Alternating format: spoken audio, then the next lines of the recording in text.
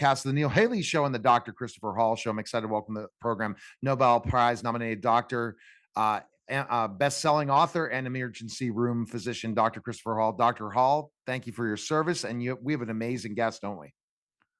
Wow, you know what? We have a very amazing guest. I mean, this is incredible. You know, it's my honor, really, to introduce, the former U.S. Air Force colonel, astronaut, chemist, and engineer, and a veteran resident of the International Space Center, Dr. Cady Coleman. Welcome to the show, Dr. Coleman. Well, thank you very much. I'm honored to be talking with you guys, and together, this is really amazing. Yeah, it's fun, and he has amazing questions, and I have some fun ones as well. Go ahead, Chris, with your first question. Well, no problem at all. I mean, it's such a small amount of people ever been into space. I think that number is right around 600 out of 8 billion people. So, you know what, Katie, tell us a little bit about space, and tell us a little bit about the longest goodbye. Well, The Longest Goodbye is a movie that, NASA, whoops, 1 second. Sorry. Oops. It's a movie that it's different than anything I think you've ever seen. And it's because I think all of us can tell stories in different ways. And it's not so traditional for NASA to tell them in such a personal way. And they worked with a director, Ido Mizrahi, who asked me questions nobody had ever asked me before. And I realized that I thought the answers were important and stories that could be told. And so I trusted Ido, and I'm just one part of the movie. He also interviews Kayla Barron in this movie, another astronaut, as well as some other astronauts, but also like scientists and engineers who are coming up with cool tools for what happens when we go to Mars. And every back and forth conversation, it takes, at least 20 minutes, if not more than an hour. Well, and it's amazing for people that don't, everyone's into the AI thing. They don't understand the space thing is coming, right? We're soon going to be an interplanetary species. We're no longer just going to be on Earth. And you're the beginning process of this, right? And from explaining the whole thing in Mars, that we're getting there, right? We're getting closer. It's definitely true, and all these little puzzle pieces have to be fit in before you have enough of a solution to say it's as safe as we can. It's as safe as we can make it right now. Let's try to go. And the psychological piece is definitely one of them. And I mean, candidly, I think that we've been showing with the space program, we don't get to pick our teams, and it's not because people don't want us to. It's because you just don't have that luxury. And yet they pick people, all the different countries who. We have the same mission, and that's really what brings us together. And it's astonishing to me what, I mean, you can have 6 of us gathered under the cupola window looking down at the Earth, and every one of the 6 of us is going to see something different out of that window and be a different part of a solution to some issue we're working on the space station. So it's special stuff that we're doing. And I think people will be able to make it work to go to Mars. And at the same time, that doesn't mean we don't have to do our very best to come up with tools that will help people stay sane, so to speak. Go ahead, Chris. Next question. Yeah, I mean, I think that's a great point. And, as a doctor, I deal with the mental challenges and those kind of things. And so, that's a 3-year mission into Mars. I mean, how challenging would that be for a group of astronauts going to Mars? I think it's challenging for the astronauts. I think it's challenging for the people that stay home, people that can't help. And for the astronauts, one of the things I think from my personal point of view that's challenging is that, there's certain things you can do to help at home. I can make sure that my best girlfriend goes by with takes my kid shopping to the place he really wants to go and not the store his dad wants to take him to, I mean, it's funny things, but we have to let go. All of us, the ones in space have to let go of not being able to do everything they'd like to help with on Earth, and vice versa. So it's challenging, and yet it doesn't mean we shouldn't try to make the best situation that we can, which they're looking at solutions, everything from maybe we should just put everybody to sleep until they get there. It'll be a 6-month journey. Maybe we should, have kind of avatars of our spouses.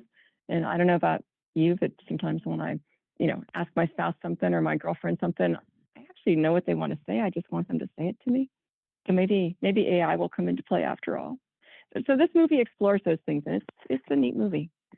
Wow, avatars as spouses, meaning that you guys will be able to communicate. But it's just interesting where it's going to be because a lot of family members, and this is a great point you're making, and that a lot of family members out there just have to understand what their spouse's job is, and sometimes and family doesn't get always understand it till it happens. Right, Cady? That's the biggest challenge is that, yeah, I'm in on it. I'm in what your career is. I'm cool. Let's go. And then when it happens, sometimes that's not exactly the reaction. You know, you're exactly right, because that, I think, is sort of the essence of this movie, is that, you know, we know we're going, we know it's going to happen. And what this movie shares, I mean, I actually shared our family videos from Sunday mornings. We'd have video conferences once a week. And it actually shares just what you spoke about, like when it really happens, it happens. And then there's just all these kind of little parts of that are hard that you have to deal with. It doesn't mean you're going to be overcome, you know, and they can't cope. Um, you know, I mean, I don't know. Sometimes I'm expressing that I'm really sad not to be there because I need to say it. Sometimes I'm saying that because I know they need to hear it. And, you know, and so I don't know, we all just have to figure our way around that. Actually, I think, you know, from COVID, I think a lot of people understand more about how can we really have a relationship, even if we don't get to be close and don't get to communicate as much as we want. And my husband and I have had a commuting family our whole entire 26 years. Well, we did it for 26 years. Now, since COVID, we've been together. But it's, you know, it just shows you what people can really do when they're challenged.